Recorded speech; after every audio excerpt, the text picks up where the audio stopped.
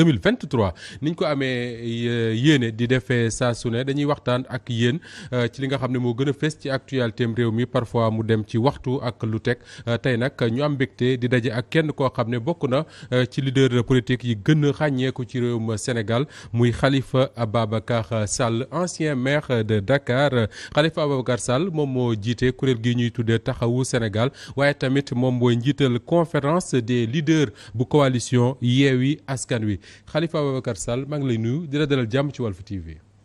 maa ngi lay fay sëñ Moustapha. jërëjëf. nuyu sama ustaas bi sama kanam. rafetlu bu baax. parce que tey sant yàlla.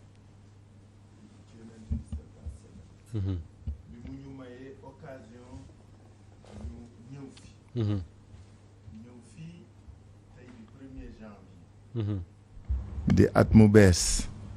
du at muy ndoor ñu di ci profiter pour di ndokkeel askanu Sénégal yëpp askanu Afrique yëpp ak askanu àdduna bi yëpp sénégalais yi nekk Sénégal ak sénégalais yi nekk bitim réew di leen ñaanal ñaanal leen wér ñaanal leen tal ñaanal leen dal ñaanal leen sutura di ñaanal ak gërëm suñuy wayjur ak suñuy kilifa diine aada yi ñëpp ñi nga xam ne ñoo ŋànk réew mi xalifa yeeg ku mënti doon di ndokkeel ba pare di massaw la communauté catholique parce que lu metti dal na leen le pape émérite Benoît XVI moo wàcc liggéey ñu di leen ko massawu di ko jaal suma wayjur suma kilifa le cardinal Théodore Adrien Sarr suma wayjur suma kilifa monseigneur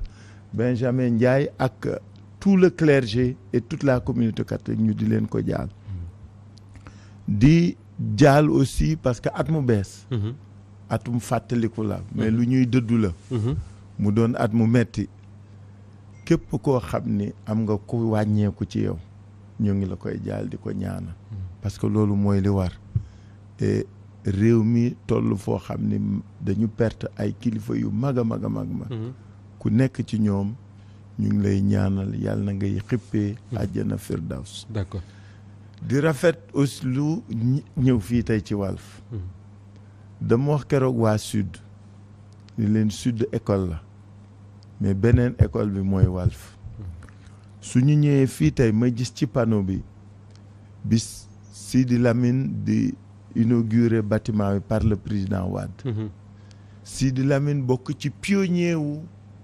journalisme en tout cas presse privée Sénégal mënuñu toog fii Moustapha te ndokkeeluñ ko màggaluñ ko ñaanaluñ ko parce que nag musul tan xam lu dara musul tan xam lul kenn lu xewoon ci réew mi baat bi day jolli dëgër ca kaw a kaw kaw wax rek dëgg la preuve vous êtes la voix des sans voix absolument di ko ñaanal di ko rafetlul di ko wax ni lii ngeen yor yéen ñu di leen ndokkeel xaw ma ana oustaz di jaale waale suñu grand bi nu mu tudd Abdourahmane mi nga xam ne ci premier compagnon yi la di leen ko jaale di ndokkeel nag yéen ñi fi nekk jërëjëf ngeen doon ñoo xam ne dañ leen di tiitaroo xam nga damay wax ni école la parce que fii ñu fi jóge bari na soo xoolee ñoomin Assane Gueye kii ñoomin nu mu tudd Mamadou Ibra Kane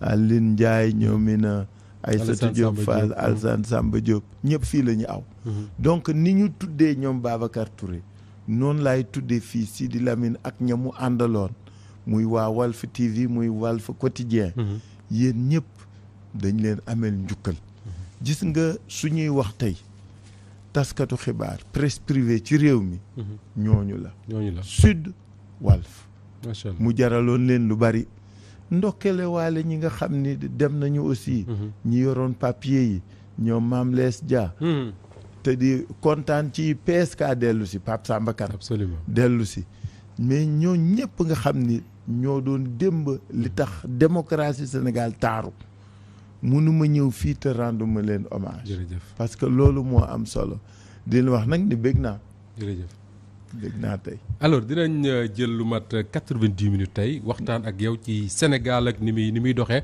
actualité 2022 mais également bu 2023 tey damay am mbégte di ànd ci émission bi ni ma koy defee saa su ne ak suñu naataango Abdou Khoudoss Diallo Abdou Khoudoss maa ngi lay nuyu di la dalal jàmm di la souhaiter une bonne et heureuse année 2023. maa ngi lay fay Moustapha Diop di nuyu sunu gan gi di nuyu itam ñi nga xam ne saa su ne ñu ngi toog di bàyyi xel sunu programme Walf TV. comme ni ko waxee sunu gan gi. alors la voix des sans voix. très bien alors Khalifa Sall bala ñuy ñëw sax ci waxtaan wi ak Abdou Khoudoss ak lim ci prévoir sànq da nga commencé rek ñëw ci génnu àdduna Pape Benoît XVI ndokkeel la communauté chrétienne dafa mel ne Khalifa dafa am une relation particulière ak la communauté chrétienne du Sénégal. waaw xam nga man nag doomu Grand Yoff laa xale Grand Yoff laa. Grand Yoff soo doon xool Sénégal en miniature mooy Grand Yoff. Il y a toutes les ethnies, mais il y a toutes les religions. Et nous avons cette chance que religion yi nii la ñuy defante. kër goo dugg Grand Yoff am na jullit am na catholique. Et l'Église catholique a joué un grand rôle dans nos vies.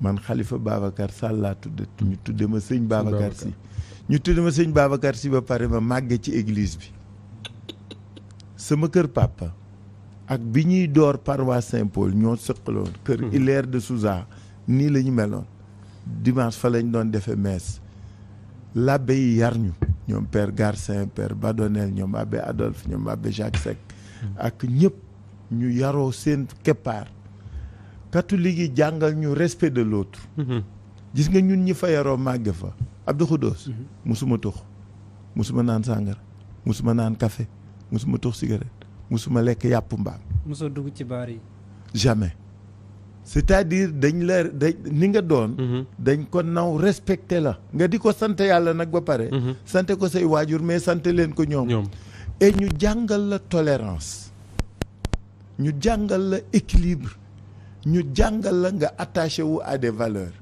nga xam sa bopp xam que li la mu doon nangu ko ngeen wuute wala ngeen féewaloo c'est la même chose le respect de l'autre est essentiel moo tax ba léegi man damay wax toujours ni j'ai cette ambivalence ou ce biculturalisme entre ce que je suis wolof waalo mais njaago assumé ñëpp xam nañ ni njaago assumé je suis manjaak assumé tous mes amis ba bi muy am 18 ans catholique la ñu ay Jean-Pierre Marcel Léon Jambo Adrien foofu laa màggee ay Anna ay Bernadette ñooñ laa yaroon màggal te dama ci jëlee yokkute moo tax ji nga Grand Yoff gi ku ci dëkk ku fa màggee mën àdduna te nag ñu ndóoloon lool ñàkkoon lool sonnoon lool mais amoon njom te xam suñu bopp. est-ce que quelque part la politique ak ni muy doxee ci réew mi jamono ji du ma ne jamono ji mais depuis quelque temps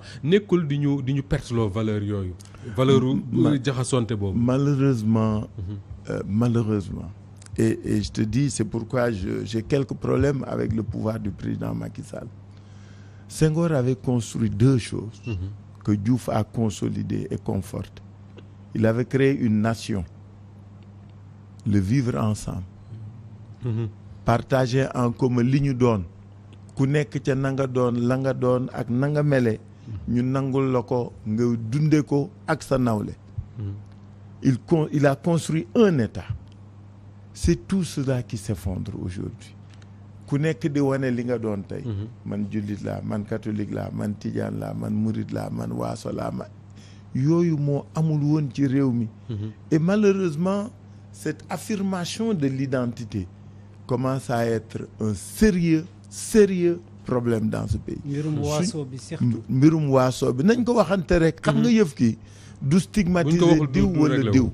mais gis nga yëf ki il faut que ñu duut ci baaraam gis nga il faut que ñu duut baaraam problème mu réew mi parce que suñ koy yërëm suñu bopp la ñuy nax ku ni kenn du ràññee sa bopp ca la nga doon ak na nga doon. yaa ngi nax sa bopp du dëgg. ñi dañuy doon dënn sax naan lii la ñu doon wala lii. C'est un danger qui nous guette. Et véritablement Senghor mérite pas que ce qu'il a difficilement construit que ñu di ko décortiquer. Mais qu'est-ce qui s'est cassé pour qu'on en arrive à ça? Parce que Senghor catholique premier président du Sénégal wax nga mu construire une nation boo xam ne ñëpp dañ ko bokkoon le vivre ensemble. Abdou Diouf ñëw consolider ko, Ablaye Wade ñëw je ne sais pas qu'est-ce qu'il a fait, Macky Sall je ne sais pas non plus, mais qu'est-ce qui s'est cassé ba ñu arriver à cette situation là? Dañu dem ba nekk ci àdduna boo xam ne repli identitaire moo fi xew, ku nekk fëgg sa dënn ne maay diw fii laa bokk, wala c'est parce que quelque part les politiques ñoo fauté? Je crois que du nit ñi ñoo fauté. En tout cas man li ma dund. du nit ñi ñoo fauté. Parce que quand même Senghor ñëw na fi 20 ans dem kenn sentirul loolu. kenn jamais kenn sentirul loolu. Abdou Diouf ñëw na fi ba dem kenn sentirul loolu. Ablaye Wade ñëw na ba dem kenn sentirul loolu. ci avènement wu président Macky Sall la loolu affiché wu affirmé wu fës. lan moo ko waral? nguur bëgg consolider nguur bëgg dëgëral nguur alors que nguur domaine u yàlla la. ba ñuy fal président Macky Sall 2012. Sénégal gépp ànd majoritairement fal ko. Malheureusement dans l'exercice du pouvoir nit ñi wax ko nit ñi bañ ko wax. am na nu muy doxale noo xam ne baaxul. ku ko wax tey mooy dëgg ku ko waxul tey mooy dëgg te suñ ci duutul baaraam. ëllëg duñ ko mën dépasser heureusement que eggul foo xam ni am na problème parce que xam nga lu ñu sauvé ñun Sénégal. mooy li ñu doon man Khalifa Sall laa tudd doon waalo mais xam nga Sall du waalo. Sall maa nga jóge Fuuta. soo ma dàqee. su ma rombee waalo. maa nga jëm Fuuta. yaa Macky Sall boog fa ngeen ñibbi. waa ñoo jëmandoo Fuuta même si moom Fuutanke bu Fatick la voilà. mais mbirum waaso bi ñu ngi koy gën di nemmeeku depuis que Ousmane Sonko ñëw ci géew politique bi. Disons que ça a posé polémique à ce moment-là. D'accord. xam nga da wax doon duñ ko yërëm. man dégguma Ousmane Sonko di bàkkoo joolaa la. Par contre il dénonce des faits politiques et les gens les relient à son ethnie. xam nga par exemple bi ma fekkee li gënoon indi coow mooy ku dee. xale yooyu ñu reyoon. oui. xale yooyu ñu reyoon ni mu ko bindee mooy pourquoi saa yu dee amee ak manifestation rek mu ëpp fa mu bokk. noonu la ko jëlee woon mais je ne pense pas qu'il puisse à son niveau. man bàkkoo waaso. non ci côté pouvoir bi chaque fois seen réplique yi ci waaso la ñu koy teg gis nañu ñu ci bëri sax am fi ñu féetalee Casamance. waaw xam nga Casamance. su fekkoon dañ ko mbirum waaso. je crois que fii ñu toll ci réew mi du fa egg xam lu tax. Abdou Khoudoss crise u Casamance bi 80-81 du mbirum waaso de bu àdduna bi juum bu réew mi juum bu xale yi juum. problème mu suuf la ak lotissement moo indi problème mu Casamance. jotewul dara ak waaso ñu fa dëkk yelloo moom doon na seen suuf seen ndono la ñu lotissé xañ leen ko. mais xam nga nit ki sooy révolté wu Abdou da nga koy wékk ci lu ne. xam nga li mu la mi ngi mel ni tey soo doon kaas fii sa fi ngay liggéeyee mën nga ko kaas salaire mën nga ko kaas condition de travail mën nga ko kaas moyen de travail et cetera c'est la même chose mais lii sumba lii wunda lii lal yëf kooku du woon waaso. La Casamance comme d'autres régions du Sénégal pendant la période coloniale ku ci nekk amoon nga attitude nooy wute ji indépendance du Sénégal mais amoon na fi mais ñoom Émile Badiane ak Assane Seck yi sos yooyu. mosu ñoo waxu indépendance. du tout alors jamais. Abdou Khoudoss wax na ko sànq mooy discours yi nga xam ne moom la ñuy dégg te mu jàpp ne day poser problème parfois su opposant waxee réplique ba ñu koy apporter am mag bu ma wax ne ma si on en est arrivé à cette situation là c'est que le choix des hommes dafay commencer poser problème ci réew mi nekkoon nga ak Abdou Diouf. ñu ne Abdou Diouf ak Senghor dañu accordé woon une importance particulière au choix des hommes yi nga xam ne ñoom la ñuy confier ay responsabilités est-ce que méthode bi ñu doon choisir nit ñi doon jiite muy ministre bi député bi président bi wala leen rek leen dafa soppeeku diggante bi fi Diouf ak Senghor dekkee ak bi Ablaye Wade ak Macky Sall la ñëwee. bu bari soppeeku na bu bari. ku nekk nag ak xam nga da nga ni Senghor amoon na nu mu gisee nu mu xamee. parce que Senghor nag. littéraire la mais c'est un homme politique éminemment politique xamoon na fi mu jëm xamoon na nam fay demee bi muy créer état wu Sénégal ji nga soo xoolee salaire yi dama lay jox rek exemple. état fonction publique salaire yi c'était normé gis nga entre ki gën a tuuti salaire. ak ki gën a rëy salaire. c'était des proportionnalités bien déterminées ci ki nekk catégorie B C D. ba ka nekk A ak A plus. xam leen la dafa am xam nga salaire wu ba Abdou Diouf ñun bi ñu nekk ministre. 500 000 francs la ñu amoon salaire. le ministre. Ah bon? waaw ba 2000. ba 2000 le ministre sénégalais man bi ma nekkee ministre ak ñi fa nekk ministre ba 2000. ñi ci ëpp salaire 598 ak quelque la. ministre bi suñ la logé wul. nga am indemnité de logement wu 250 000 te dañ koy taxé day aw impôt. ak président bi daan maye 250 000 enveloppe boobu ñu daan wax gendarme bi déposé. loolu mooy salaire u ministre.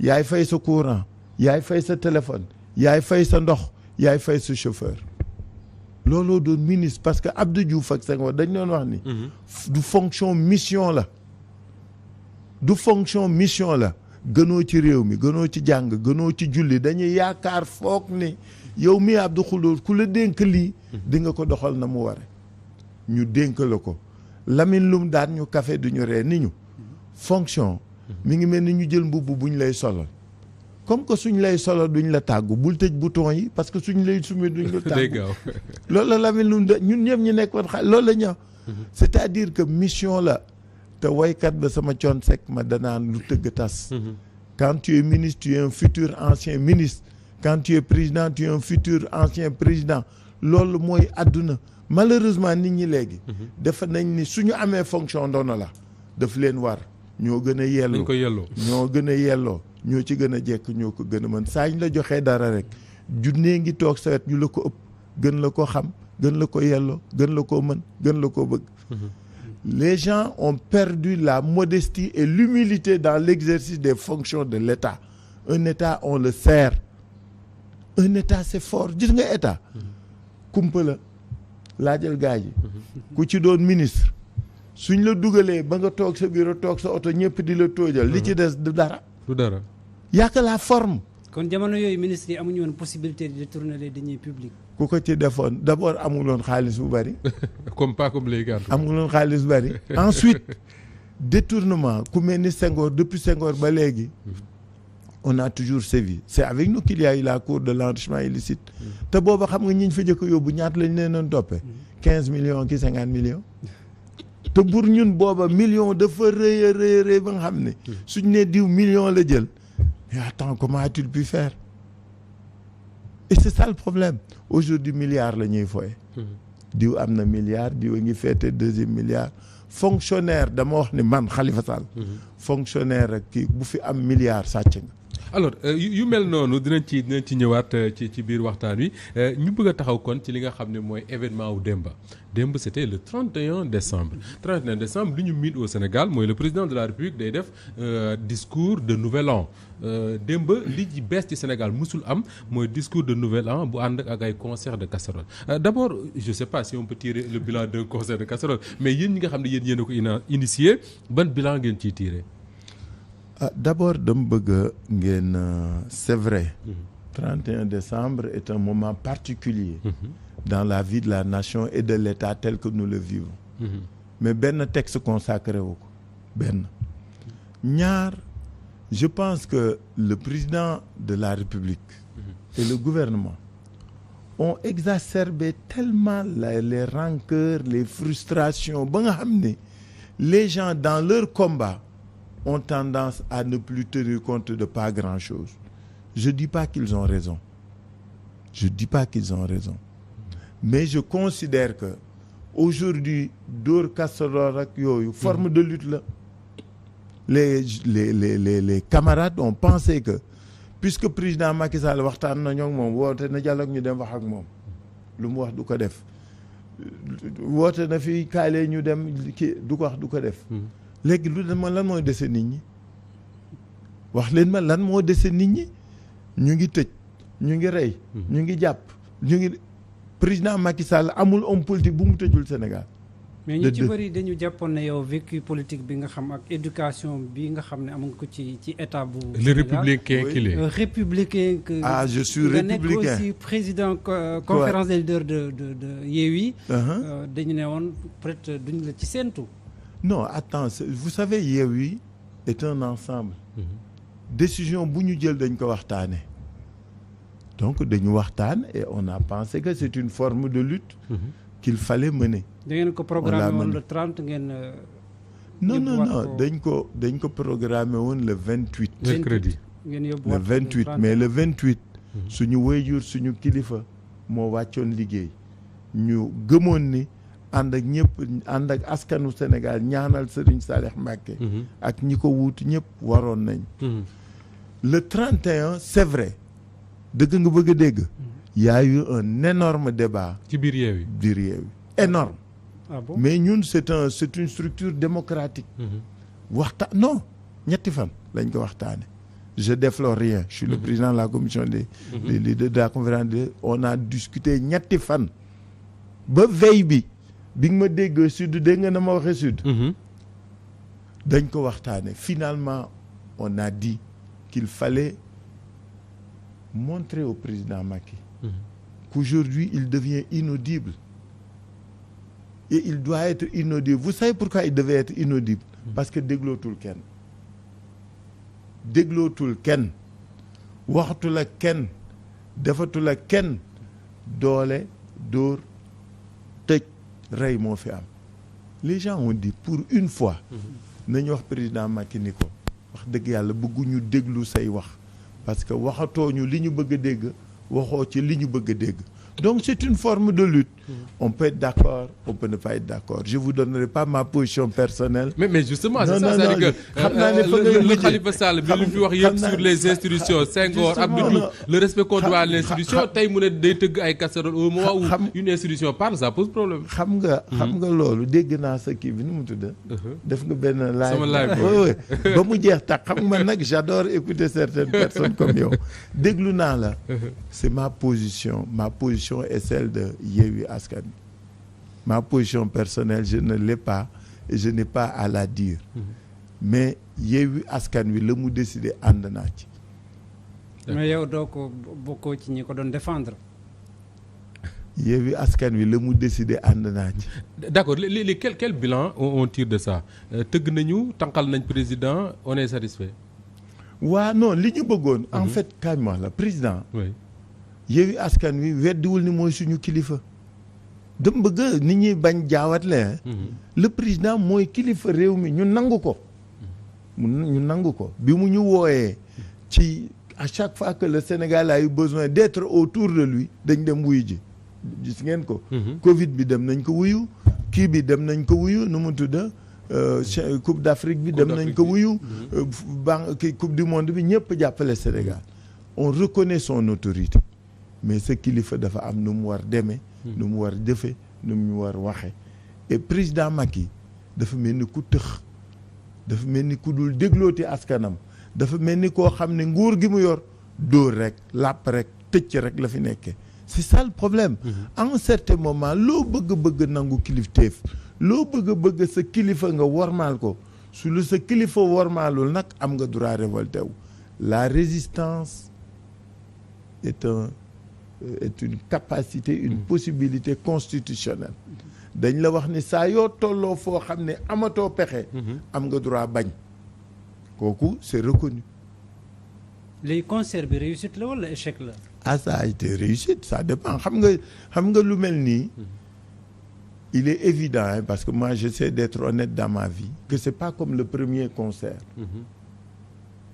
mais ça a été une réussite puisque les Sénégalais yi nga xam ne gëm nañ ni waroon nañu manifester wax président Macky Sall ni ko président dégluñu président yoraatal réew mi autrement président réew dund gi cher na président tëj yi bari na président dee gi bari na mais ces Sénégalais là se sont exprimés xam nga en l'espèce c'est ce qu'on appelle la théorie du verre à moitié plein et du verre à moitié vide ku nekk ni nga koy jëlee nous pensons que les Sénégalais yi bëggoon wax Macky Sall seen ras-le-bol seen dépit seen déception manifester nañ ñi ci des def nañ leneen D'accord. et on est des démocrates gis nga en politique ku nekk da ngay def li nga war def nous on est de l'opposition on ne soutient pas le pouvoir on le combat donc lépp lu ñu war def rek dañ koy def nu ko askan wi parce que nag xam nga li am solo mooy tëxuñu gumbuñu luuñu suñu defee selon ni askan wi di ñu réagir on en tirera toutes les contraintes et ce soir on a une réunion pour évaluer. De la conférence des leaders. Voilà. Alors finalement est-ce que kon amoon nga jot a déglu le discours du chef de l'État wala après nga ko déglu.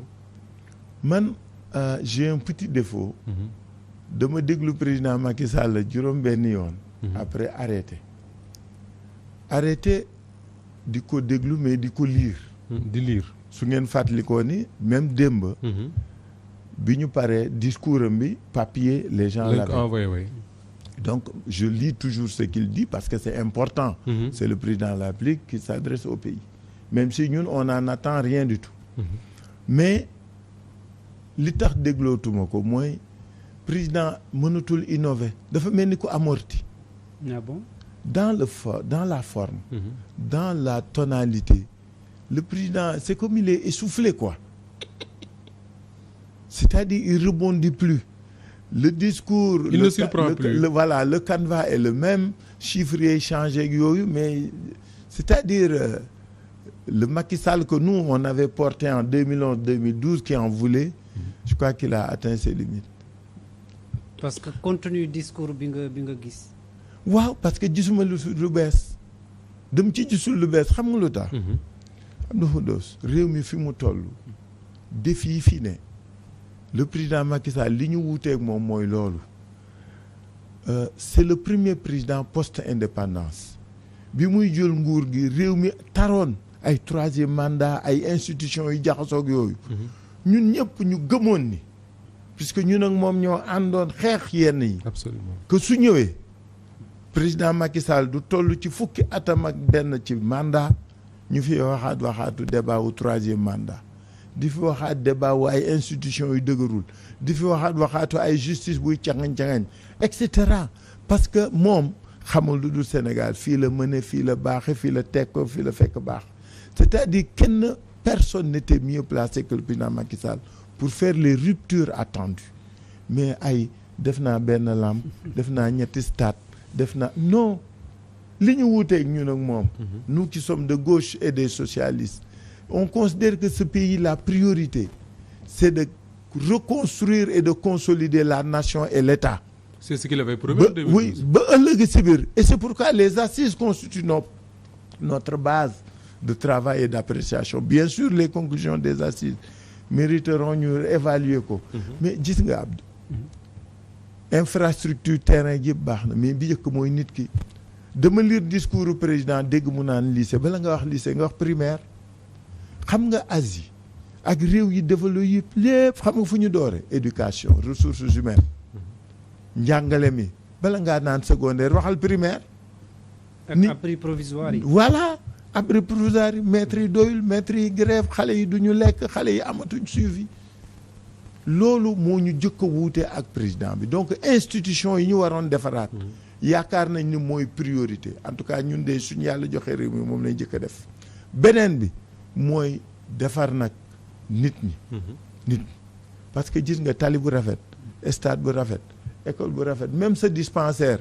su fekkee nit ki nga am amul xelu jëriñoo ko amul njëriñ amul njëriñ école sa même toilette yi ngay dugg la su nit ki xamul nan la fay defee wax ma rek Abdou donc nit yu nite il faut que ñu defaraat ko et kooku du secondaire da ngay doore ci primaire gone gi njabootam naam dana ko yedd dana ko yar dana ko mais communauté ak collectivité moo am obligation defar ko pour mottali la nga xam ne moom la njaboot. est-ce que du da nga doon xaar ci moom bon je ne sais pas qu'il aborde des questions politiques nga lire discours bi gisoo mu wax ci waxu troisième mandat gisoo mu wax ci waxu yenn yi nga ne bon amul solo on passe à autre chose. pas du tout non moi je connais un peu comment procède le président.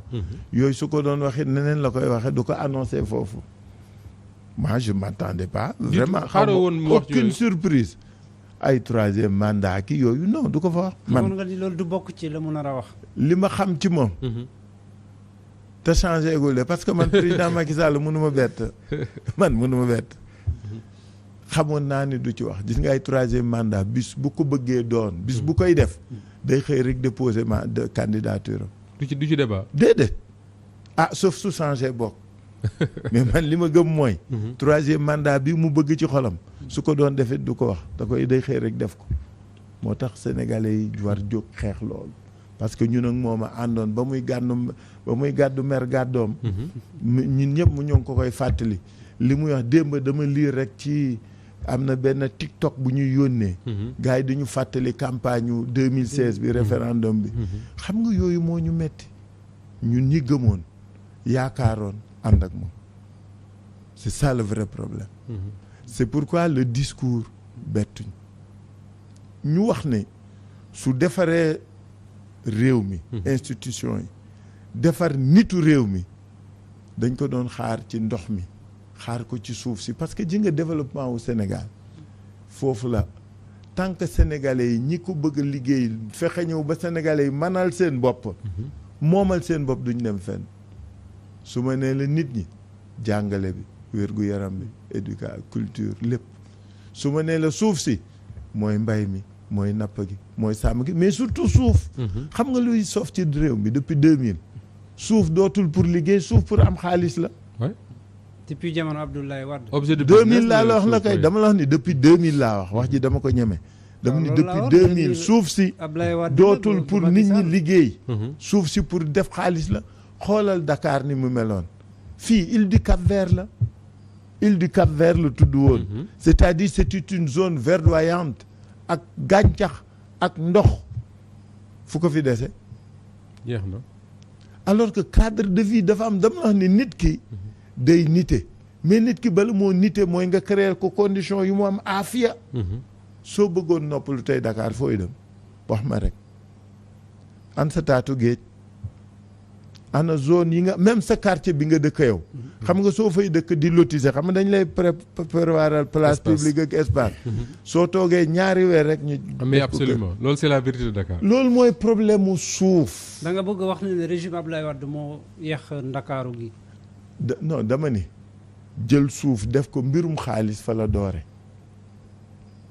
suuf mu doon moyen de spéculation et d'enrichissement 2000 la doore kooku moom suñu waxee dañuy waxante dëgg rek te yàlla tax est-ce que waxuma ni aussi ni socialistes yi defuñu ci parce que ñun amoon nañu aussi suñuy scandale soo fàttali ko Cité Africa parce que taatu géej toutes les zones non édificantes yi la corniche ouest la ci kaw booru Anse Bernard yaa ngi fàttaliku foofu club Antilles Guyane pour ñi xam Dakar foofu lañ njëkk a lotissé c'était pas normal parce que Senghor bañ koy tabax moi j'étais socialiste j'ai dit aux gens Senghor tey wëlbatiku na dans sa tombe parce que xoolal réew yi am taatu géej yëpp kenn du ko tabax demal xool dooral Brésil la ñëpp seen attrait seen taaru réew seen taaruy dëkk mooy seen géej mooy seen taatu géej doon plage fii aujourd'hui ku nekk yaa ngi yuuxu pour am kër taatu géej justement Khalifa Sall est-ce que comprendre nga kon biñ ne aéroport Dakar day tuxu ñu dégg l'état du Sénégal l'état je dis bien man je parle pas des privés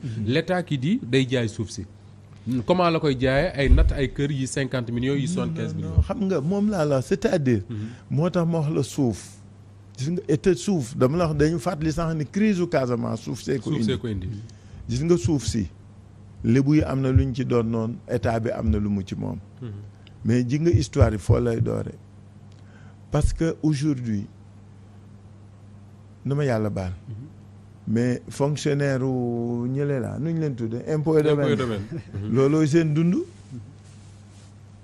dootul impôt de ñëpp domaine la ñuy xëccu domaine oui c'est vrai impôt de bu njëkk ñëpp dañu bëggoon qui veut être directeur des domaines voilà c'est vrai bu njëkk ñëpp dañu bëggoon doon inspecteur impôt mais léegi domaine na ëpp solo impôt ndax suuf si par suuf si et puis suuf si du rek Ndakaaru tu prends tout le bord de mer Ndar ngay doore ba Casamance seetal la fa ne demal laajte suñ la waxee la fa xew da ngay tëb moo tax gis nga suuf si bis dana taal réew mi mais comment régler ça pour éviter mu bañ a taal réew mi il faut avec un autre régime peut-être tey jii Khalifa Sall président de la République comment régler ça qui accepte de revenir à l'orthodoxie d'accord gis nga logement lotissement urbanisme fii ñoo fi gënoon ci Afrique suñu code de l'eau xoolal léegi Dakar comme sabar gu tas centre ville ngay gis ñu timpale des immeubles de 12 étages 15 étages absolument musu fee am.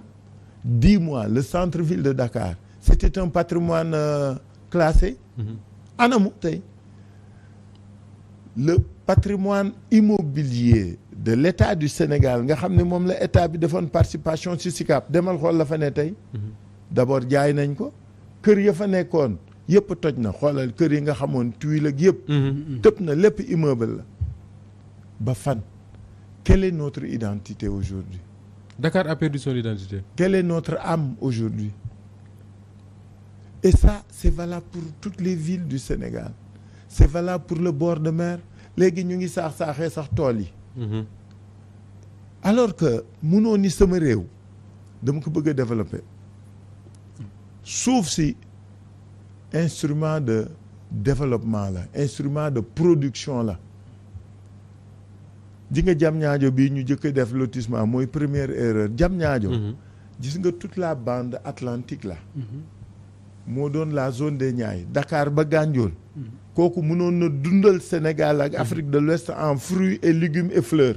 oui moo dem ba Lompoul Potou dans la région de Louga. ak lu ñuy jaay Diamniadio yëpp. laa Diamniadio foofu ji nga ñiiñ fa dindi ñoo dàqoon bay légumes ak fleurs kii fruits. keroog maa ngi dégg benn élu di ko kaas. di leen fàttali Omar Cissé. foofu zone mbay la woon et puis du zone dëkk gis nga foofu état bi dana fa dépenser ay milliards rien que pour def assainissement bi. parce que mënul ne. latérite la. parce que on dit que les privés mënuñu fa tabax seen. non mënul ne c'était pas la vocation de la zone ñun PS biñ ne dañ koy defar j'étais ministre du commerce. avec le patronat on voulait faire de là-bas un hub. le marché d'intérêt national. Robert Sagna ngi may dégg Mansour Kama gaañu na Lamine Niang gaañu na mais le marché d'intérêt national foofu lañ ko doon tabax. 2000 mois quand nous on était battus avec la coopération espagnole on avait trouvé kii mi ngi may dégg Atepa.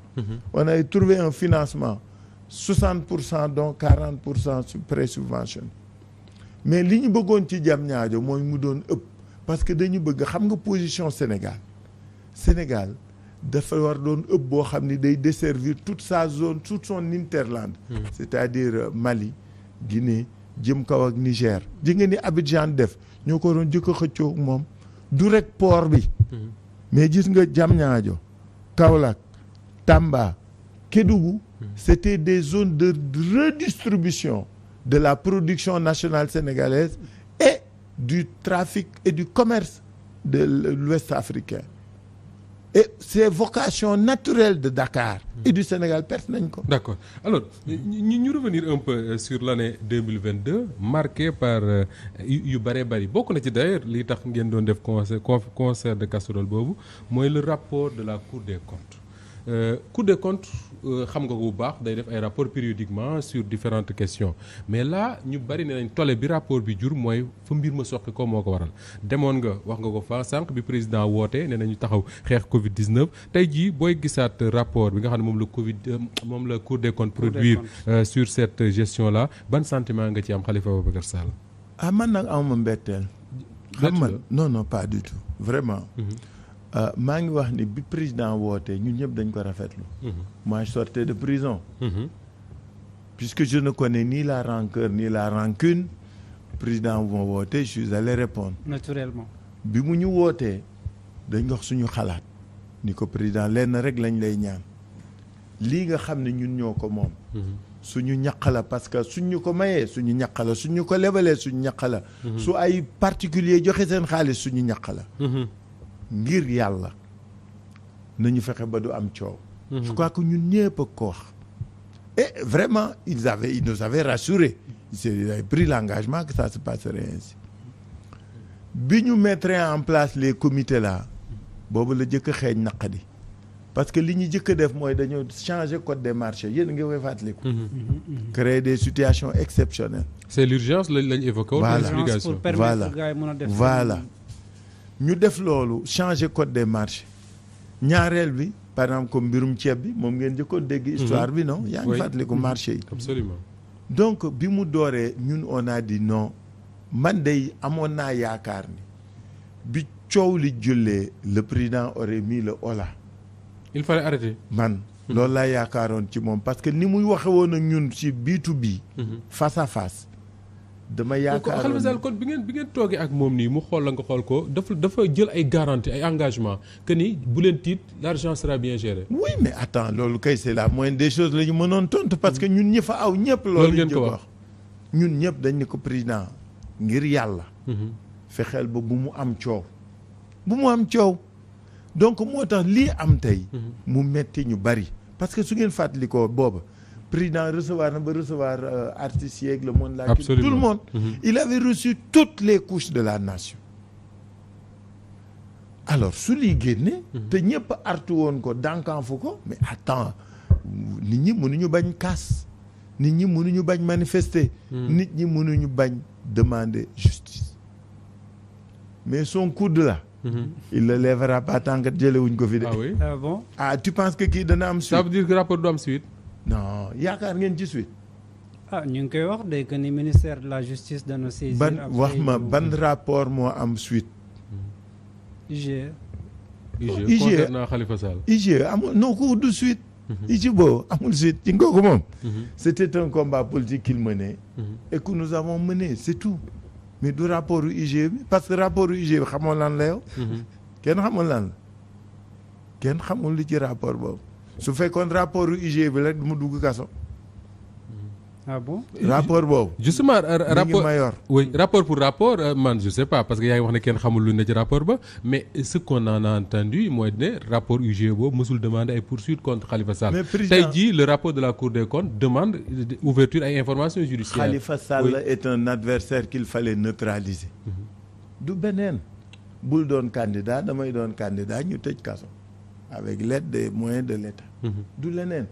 ñii nag comme que du ñu doon candidat duñ doon dara ils n'ont rien à craindre. c'est pas Khalifa Sall ñii. pas du tout.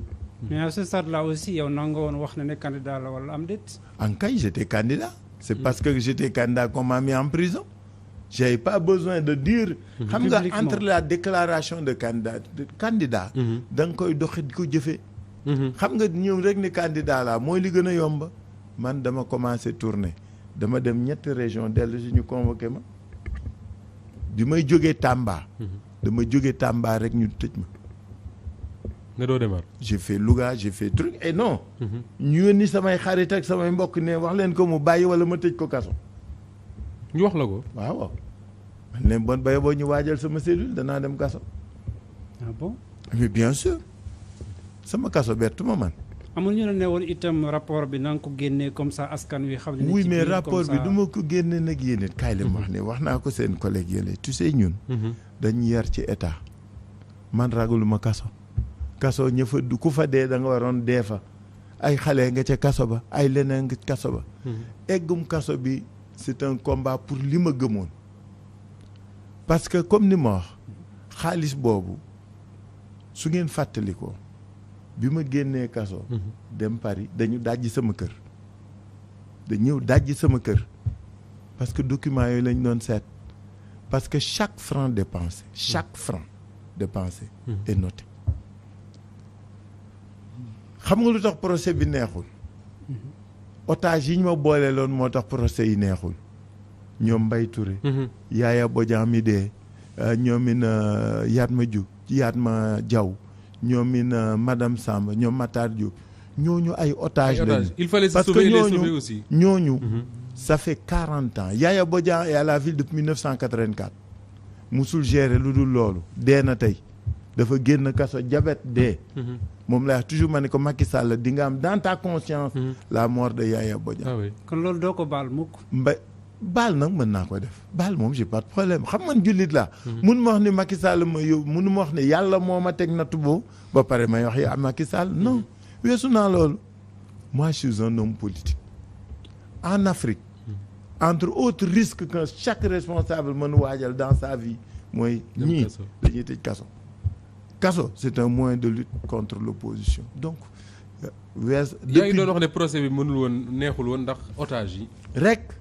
ji nga sul woon otage boobu. parce que xam nga lu tax. et wax naa ko bi procès bi door. j'ai demandé au président Lamotte ma ne ko bala moo doon neex. ñoom Mbaye Touré ñëpp ñibbi bañ fi ne man rek mañ toog fii. bon dem neex ndeyam bon doom neex ndeyam on aurait eu un autre procès mais ñooñu ils ne sont là-bas que parce qu'il fallait rafetal ñu xañ leen seeni droit xañ leen seen liberté parce qu'il fallait ñu def effort. mais qu'est-ce qui va changer même bu ñu fa nekkoon parce que les faits restent tels qu'ils sont. c'est-à-dire.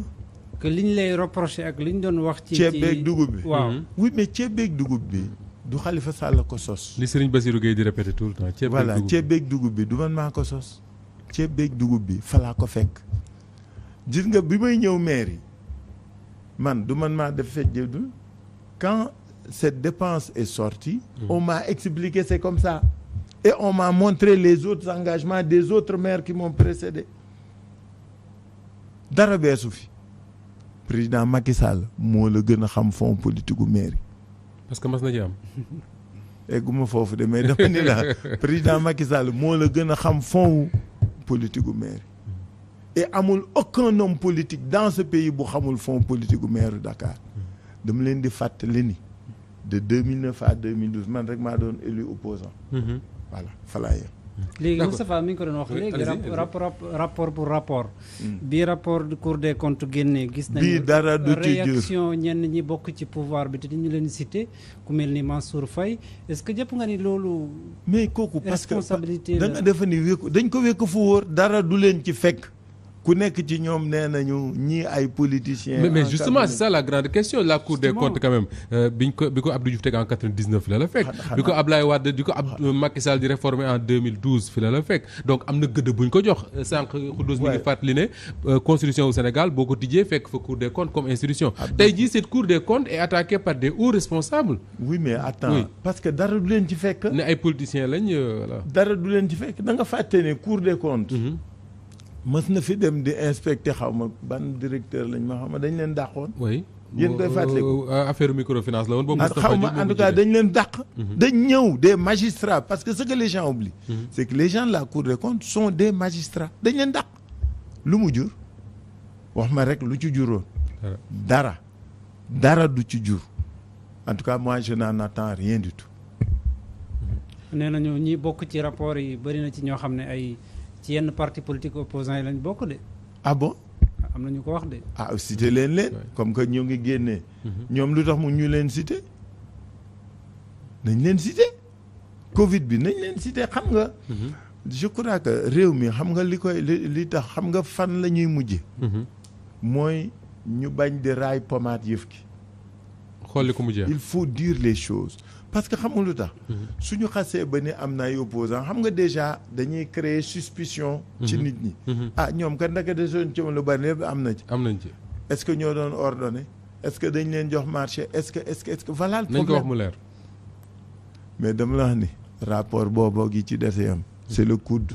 justement en parlant de enfin ça n'a rien à voir arrestation tudd nga ko sànq 2022 bi bokk na ci marqué réew mi benn bu ñu ci marqué particulièrement te certainement mënu la laisser indifférent Khalifa Babacar Sall mooy le sort de Pape Alé Niang. foofu laa doon jëm après dama ko bëggoon daanale. xam nga Pape Alé c'est une génération la. yéen vous êtes un certain nombre de jeunes. bien sûr. que nous avons vu sous l'ombre de vos responsables et mentors Sidi Lamine Babacar Touré et les autres. ñu gis leen ngeen di góorgóorlu ñu am nag lu ñu leen jàngal xam nga du tax ma naw la. ñeme dëgg bu la ci kenn dindi gis nga yàlla rek a wóor moo jëkk mooy mujj nit ki li muy def na ko def te yàlla tax. soo koy def te yàlla tax doo tiit doo ragal loo ci góobee nag gar. pourquoi moi aller en prison à la mairie ne m'a pas gêné. Je considère que de manière consciente, j'ai géré ces fonds en connaissant les risques que j'encourais. Je savais que mën na ne mais entre li nga waroon def ak li nga ci mën jur da lay jaral rek yéen c'est que la même chose pour vous su ngeen di wax yenn saa yi ci yenn yi ngeen di ko wax am nu ngeen ko waxee ak li ngeen ciy wax ak yëpp vous n'êtes pas à l'abri du tout. vous n'êtes pas à l'abri et pourtant da ngeen koy def doomu góor doomu jullit du tiit du ragal da ngay def parce que da nga gëm lu la dal nga nangu. te Pape Alé jàng ci tànk boobu te Pape Alé xam lu tax ma naw ko kii xam na ñoom Pape Alé ñooñu ñun suñuy keppaar la ñu yaroon ñii ñu doon xale yi tuuti di topp de vrais journalistes yoo xam ni gundaxataal noonu lañ lu ne Babacar Touré sonn na fi lool ñoom Latif ñoom Ibrahima Fall ñoom Vieux Savané ñoom ñëpp sonn nañ fi ñoom Sidi Lamine ñaata yoon ak ñu ne mais dañu gëmoon donc métier bi en Afrique et dans les pays en développement politique ak journalisme mënoo ko def sans risque ku ciy dugg rek man dama ni leen 2000 ba ñu perte pouvoir ba léegi laa takkoon sama baluchon ni sama waa kër danaa maa ngi waajal kaso donc risque la Pape Alé dafa assumer li mu def da ko assumer moo tax ñun ñu bég ci moom fier ci moom te di wax nag Macky Sall su fi sàgg président Macky Sall safurla moi je veux pas faire comme les autres président Macky Sall su fi sàgganee ba yàlla tere Pape Alé génn ci lii ak yenn je crois que dootul nelaw de d'autant plus que sa santé non dama la wax ni président Macky Sall là et je l'interpelle je le lui ai demandé au micro de Sud je le lui demande encore aujourd'hui président Macky Sall yeewil génneel Pape Alé Niang jiwu la lii nga ko teg parce qu'il y avait une relation quand même entre les deux là il a 2011 2012 ak 2010 fii la ñu fekkee it Pape Alé était même dans les bi Macky Sall di dem DIC la ci affaire blanchiment bi sûreté urbaine Macky Sall kii mi ngi ci Pape Alé ngi dans le cortège de Macky ñun ñëpp ñu gunge Macky dama ni ko ku nekk war na mën tëj Pape Alé ba mu def ni ma ko defee woon ci ba ñuy sonal ñoom Madiambal Diagne ak ba ñuy sonal ñoom Latif ak Sud ak waa laa koy defewaat fi moi j'étais jeune j'ai toujours été proche de ces patrons de presse PS laa woon ba leen di PS di sonal laa leen doon défendre asumaak kenn musul ñemee dem bureau Sud bi Sud doonee Sud Hebdo laa fa doon dem Tanguy Jean Collin Sidi Lamine moom moo ñu yar fii la dooree ñun ñëpp ñu jege ko man ma dëkk Grand Yoff mu doon suñu voisin na Macky Sall maa ngi koy ñaan na bàyyi Pape Alé Niang mu ñibbi liñ ko téya amul solo wéeruñu ko fen parce que abroger kii am nu mu tudd liberté révoquer sa liberté là parce que rek nee nañu waxaat na ci dossier bi waaw gaa ñi instruction yi gars yi di waxtaanee te kenn laalu leen ñooñu xanaa bon yëf ki daal réew mi Abdou Khoudoss kumba am ndey la ak kumba amul ndey soo bokkee ci nguur gi Benno Bokk Yaakaar lu la neex def lu la neex wax dara du la ci fekk soo bokkee opposition wala un journaliste libre defal ni man demal waaj sa gafaka te naan seen waa kër waaw alors justement affaire Pape Alé Niang mais beneen affaire boo xam ne également Abdou Khoudoss ñëwaat na ci année 2022 bi mooy l'affaire Sweet Beauté suñu la ci interpellé c'est parce que ki mu concerné da nga bokk ak moom benn camp vous êtes tous les deux de Yewwi Askan Wi certainement yéen ñëpp bëgg a nekk candidat à la présidentielle de 2024 mais fan nga yaakaar ne fa la ñu mbir mii di jëmee ak li nga xam ne moo ci xew ci dernier développement d'abord dama bëgg wax ni dans la vie ci àdduna dans les rapports humains te ànd ci politique ci rapport humain la bokk personne ne doit pouvoir construire son avenir sur le cadavre d'un autre loolu nga gëm waaw nga yaakaar ni sa ëllëg yaa ngi ko wékk ci problème mu nit yaa ngi ko wékk ci gàllankooru nit yaa ngi nax sa bopp parce que nag kiy joxe kenn dong la te ma rey la dund moom yàlla mën na ko may benn nit benn yoon mais du la ko muy mukk ñaari yoon donc Sweet Beauté pourquoi nous soutenons Ousmane Sonko on l'a accusé de viol dama bëgg xam nga nit ñi dama bëgg nit ñi di fàttali toujours lan mooy problème mu la débat source accusation bi mooy dañ ni viol la ak menace de mort ak arme détention d'armes loolu mooy accusation bi waxuñu fi leneen mun leen loolu ñu wax amul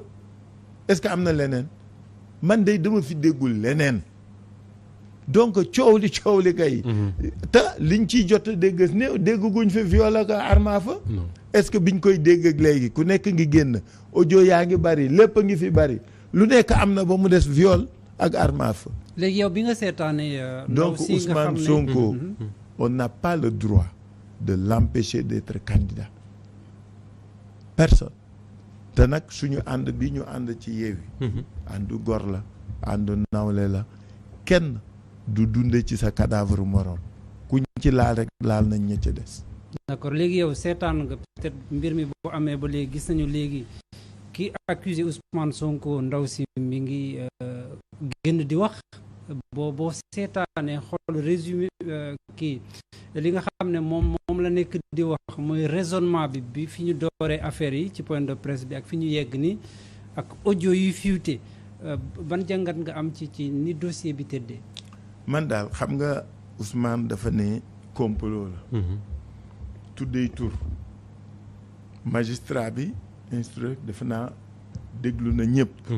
liir naa rek ni des na ñaar ñu dégloogul mooy ñaari avocat yi. ñoom laa dégg. le magistrat instruire se fera une religion. mais li nga xam ni moo liñ ci jot a dégg. kenn waxagul ni viol am na. d'ailleurs fàtte nañu ko. non damay laaj non dama bëgg rek xam nga dama bëgg xam nga je veux que les Sénégalais sachent quand même lan mooy problème bi. dégg guma ñu ne viol am na. dégg guma ni menace ak arme à feu am na. ba nag ana accusation. voilà moi mon problème il est très simple. xam nga sama xam-xam bariwul sama xel guddul. dama ko yemale rek ci li nga xam ne mooy fay. viol la ak menace de mort. ñëpp ngi wax. lépp ngi fuité dégguma fu ñu waxee viol ak menace de mort. donc suñ nee loolu amul. te ay politiciens ku nekk di ci wax. on peut être fondé. à penser que mën na am complot. loolu lay dëgg gi. c'est pas parce qu'il est de Yewwi mais jullit la nawle la mbokk la gor la ku ñu teg tuuma sa kaw. li ñu suñu diine jàngal mooy soo tegee tuuma indil ni dëgg preuve c'est tout. fii li ñu teg mooy dañ ne viol ak menace de mort te kenn joxaguñu preuve ni violé na ko wala am na menace de mort. man li nga xaar mooy un non-lieu. ah man de loolu laa yaakaar ni mooy li war. xam nga nag nekkuma ci instruction bi. magistrat bi moo déglu. il fera sa propre. Khalifa Sall yaa ngi wax ne accusation bi viol la ak menace de mort.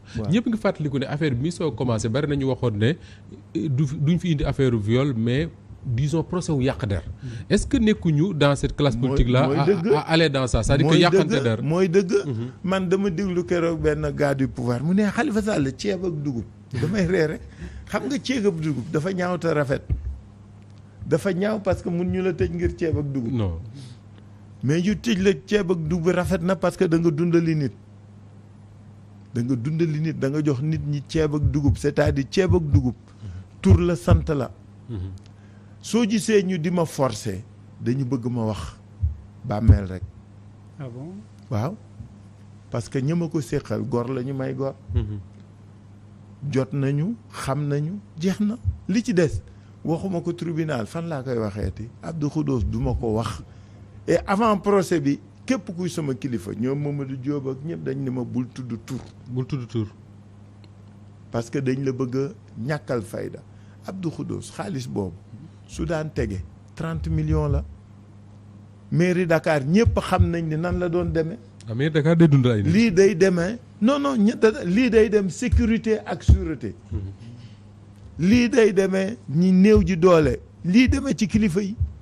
noonu la doon demee c'était connu c'est 30 millions c'est pas 100 millions c'était 30 millions et distribué par des gens du man Khalifa Sall maa ko daan joxe sauf kilifa gu mag mais ñi ci des ay élu ñoo daan de séddale.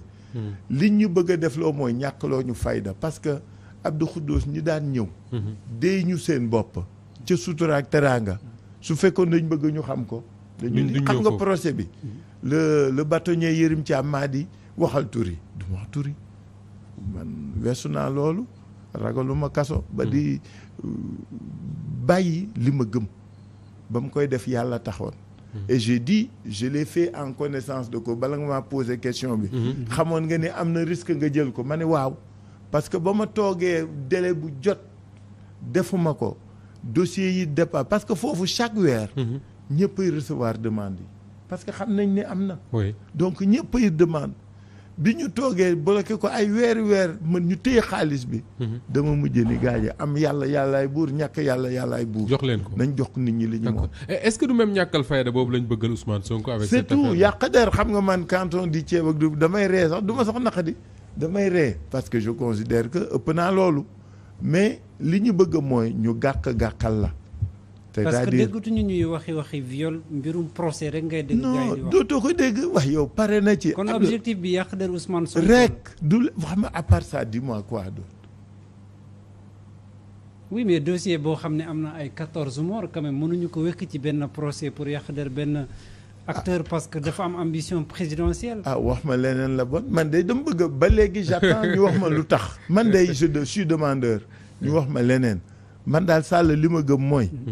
viol lañ ma waxoon ak menace de mort. suñ gisul loolu nañ jaar ci leneen. nañ ko bàyyi mu dem wuti leneen. très bien alors cette année 2023 bi ñu démarré tey Khalifa Babacar Sall ñu bari wax nañ ne Sénégal ñi ngi jëm ci année bu jafe. année la boo xam ne la politique dina ko occuper naturellement parce que yéen ñi déjà vous êtes pratiquement en pré-campagne le président de la République déterminé gul ba léegi en tout cas son camp kan mooy nekk seen candidat ñu bari ñi ngi daas fanaanal c'est-à-dire que ñi ngi téye seen kii rek di xaar naan bis bu Macky Sall waxee ñu génn 2023 boobu nan ko gisee ci Sénégal.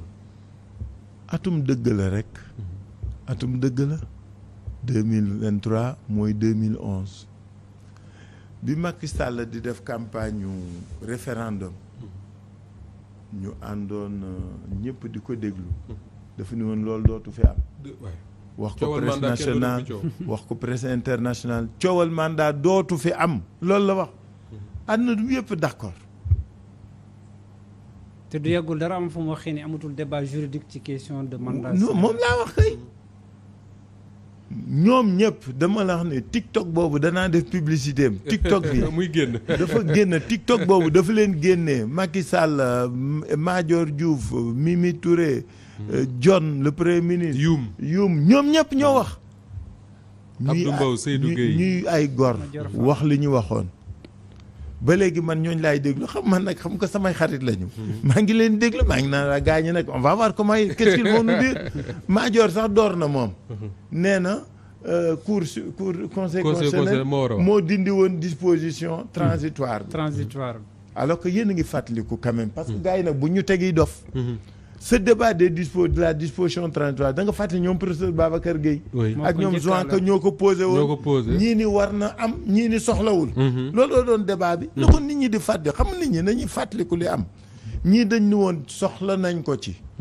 ñii ni aajowul moom mu bokk ca ña ni aajowul moom professeur Ismaïla Madior ni en droit mais est-ce que dans tout ça finalement enfin je le dis comme ça est-ce que teguñu ñu ay dof yaa ko ñeme wax je pense que nag ku ñu teg dafit yaay dox. non parce que Khalifa Sall je dis ça parce que 2016 ak léegi yàggul ça date pas du siècle dernier. moo tax gaañi kay fi gaañi wax mi ngi fi ba léegi. non ñoom li ñu mën dafa rëy ñoom rek ko mën ñoom li ñu mën ñoom rek ko mën parce que nag mënoo jàkkaarloog askan àdduna di li dégg ngay wax li ngay wax di wax li ngay wax man ma campagne non ñeneen campagne oui. ñoom ñu gañe ñu loolooy dëgg gi. non boobu tax ñu naroon tëj wala voilà non boobu du fii lañ mujj yéen nga fàttali yaa ngi ñëw nga fi jour voilà ñoom ñu gañe ñu nangu ni gañe nañ ñu tey ñu ñëw ni la ñu waxoon laat dañ leen doon nax c'est ça le problème moi c'est ça qui me gêne ça me gêne vraiment et c'est pourquoi je dis mes amis là j'attends xanaa kay nag daañu génn wax kon normalement troisième candidature Macky Sall warul nekk un débat juridique mais engagement moral bi nga xam ne respect de la parole donnée comme on le dit. du sax affaire juridique moom moo waxoon gor ca wax ja rek loolu la ko gaañ da gor sa wax ja moo tax man le 2023 mooy jumeau 2011 wax waxet la te dama ni su ngeen moytuwul Macky Sall du déclarer publiquement du wax mukk ni danaa doon candidat dañuy toog rek dégg ne dossier baa nga conseil constitutionnel su ngeen moytuwul su boobaa lan moo nar a xew ñu jékki-jékki rek xëy suba ñu ne je ne sais pas Abdou Khoudo déposé na Khalifa Sall déposé na Moustapha Diop déposé na mais Macky Sall tamit déposé na loolu lay ami maa lay wax ni noonu la koy defe ci ni ma xamee ni muy raisonné ak ni muy xalaat day xëy rek déposé ko c'est-à-dire kii xaar mu wax ko da ngay nax sa bopp xeex bi moo tax léegi la door. pour yow dañu war a xeex loolu léegi. par force. moom moo ñu xeex la woon ñun ak moom a àndoon xeex 2011. ñun ak ñoom ñoo doon ànd di dox di yuux di wax mu yor maire gàddoom di ko fan di ko. suy ñëw manifestation gàddu ko. loolu nag démb la fi. loolu lay wax ji xam nga en vérité les gens pensent que nous devons être amnésiques quoi non lu fi amoon la lu bees taq donc 2023 sera le clone de 2011 dans toutes ses péripéties. Alors 2024 est-ce que Khalifa Ababacar Sall peut être candidat à la présidentielle de 2024 su fekkee ne lii président Macky Sall tuddoon muy amnistie ba léegi dafa mel ne ba ñu ko tuddee rek ci lañ ci gëj a wax te ñu bari wax nañ ne sans ça muy yow di Karim Wade mën leen nekk candidat. Non c'est pas que sans ça. d'accord ci loolu. Non. da nga fàtte nag ni dëkk bi am na yoon mën nañu awe neneen ñoo ngi daas ñu nit fanaanal. voilà mais président li mu wax. moo ko wax nit ñi ngi koy déglu. moi je considère que quand les gens veulent que ñu wax ci amuñ lu ñu président moo waxal boppam. il a réuni son conseil des ministres il a parlé. ñoo ngi xaar lu muy def. vous êtes preneur est-ce que. non c'est pas un problème de preneur ou de refus. parce que waa PDS dégg nañ leen ñoom li ñu bëgg mooy que ñu procès bi ñu demaat procès pour mën a peut-être seetal Karim Wade. révision procès. révision du procès révision procès ñun ñëpp ko bëgg xam nga lu tax. révision procès gor gu ne. suñ la tegee tuuma da ngay bëgg mu deñ. may wax sénégalais yi nii. dans la loi d'amnistie. l'avant-dernière disposition su ma fàttewul. dafa prévoir révision procès. mi ngi ci biir loi d'amnistie bi que mu doon loi wu 5 articles ou 20 articles. je crois que c'est l'avant-dernier article. day prévoir toujours ni. révision amnistie bi mënul tere. révision procès. donc révision procès c'est pas un bon débat. parce que amnistie bi prévoir nañ ko. li prévoir kay mooy président Macky Sall bis buy def amnistie parce que amnistie kenn du amnistier nit. les faits. la ñuy viser. may fàttali ni. loi d'amnistie bi fi mujjee 2004 la xam nga 2005. Ezzan. loi Ezzan c'était 20 ans. de faits jugés ou non. dañoo tibb 80 ba 2000. voilà 84. 84 ba 2000 exactement ba 2004. ba 2004.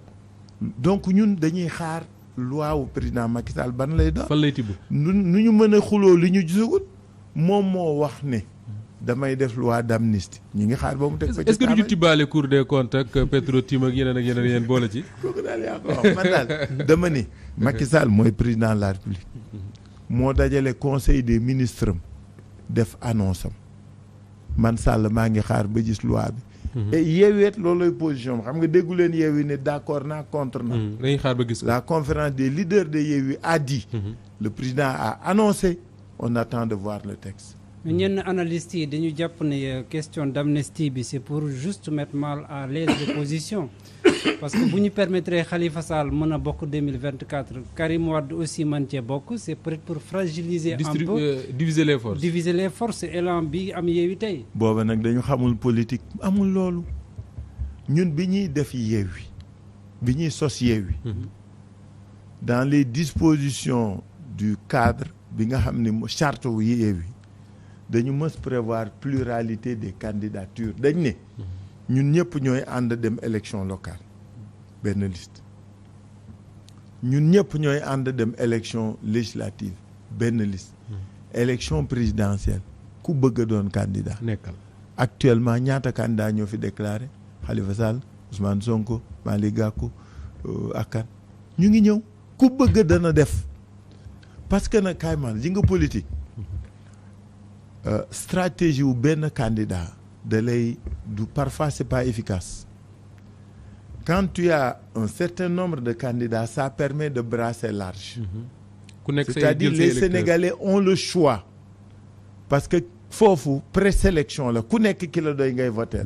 deuxième tour ñun ñëpp ñu ànd Yewwi le candidat de Yewwi le mieux placé ñu voter ko loolu la ñu décider ñun donc kenn mënuñu fragiliser leen parce que du nguur a ñu tax jóg du looloo ñu tax jóg. On est dans une stratégie et une vocation de servir ce pays peu importe ki koy yor. d'accord dinaa ñëw léegi ci candidature yeew yooyu li mais dama bëgg a delluwaat ginnaaw un peu mooy l'intercoalition yeewi wàllu xam nañ ni rôle bi ci Khalifa Ababacar Sall jiite de joué woon soo gisee liy xew nii notamment à l'Assemblée nationale est-ce que quelque part je veux dire maa ngi di évoque motion de censure bi jàll fan yee ji weesu est-ce que quelque part amoo tey ay regret c'est-à-dire que tey yeewi permettre na je ne sais pas ba xam yeewi permettre en tout cas au PDS et à ses alliés ñu bari à l'Assemblée te ànd bi demeetul noonu est-ce que Khalifa Sall amul ay regret tey. am na ñu koy wax mais man awma benn regret. Et je vous dis que l'intercoalition va fonctionner. Ah oui. Inch'Allah. Parce que c'est ce qu'a décidé la conférence des leaders de Yewwi.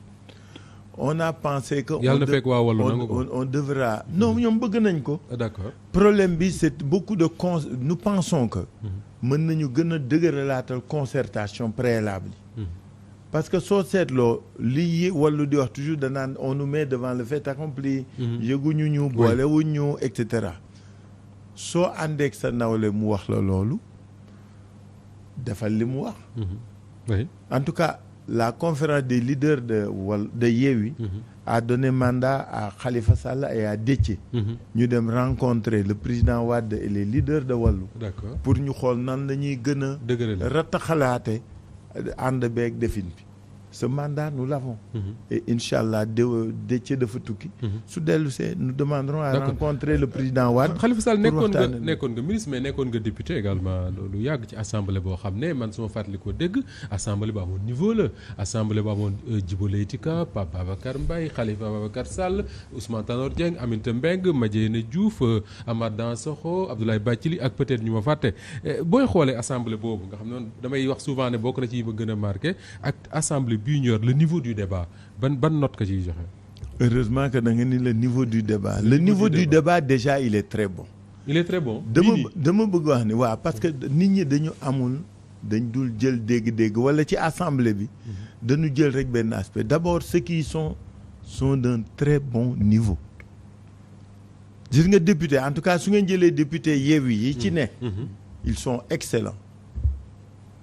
C'est des jeunes garçons et des jeunes filles yoo xam ne d'abord ils ont un très bon niveau intellectuel, ils ont une bonne expérience politique, ils ont une grande conscience politique, ils sont de très grands responsables et ils connaissent leur mission.